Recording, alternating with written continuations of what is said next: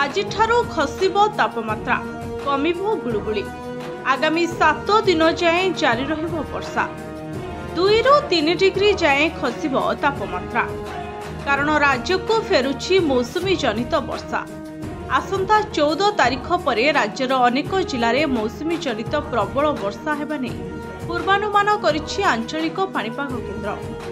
ଆଗାମୀ 4 ଦିନ ଯାଏଁ ବିଭିନ୍ନ ଜିଲ୍ଲାରେ ବଜ୍ରପାତ ହେବା ନେଇ ସତର୍କତା ଅବଲମ୍ବନ ପାଇଁ ସୂଚନା ଦେଇଛି ଆଞ୍ଚଳିକ ପାଣିପାଗ ବିଭାଗ।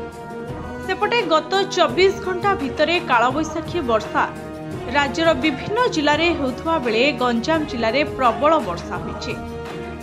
66.4 ମିଲିମିଟର ରେକର୍ଡ କରିଛି ପାଣିପାଗ ବିଭାଗ। 7 ଦିନ ପାଇଁ ରାଜ୍ୟର ସମସ୍ତ ଜିଲ୍ଲାରେ ବିଜୁଳି ଘଡ଼ଘଡ଼ି ବର୍ଷା ଲାଗି ରହିବ। ସେହି ସମୟରେ 30 ରୁ 40 କିଲୋମିଟର ବେଗରେ ଝଟକା ପବନ ବହିପାରେ। ଆଗାମୀ 24 ଘଣ୍ଟା ପାଇଁ ରାଜ୍ୟର ଗୋଟିଏ କିମ୍ବା 2ଟି ସ୍ଥାନରେ ପ୍ରବଳ ବର୍ଷା ସହିତ ଝଟକା ପବନ ବି ବହିପାରେ।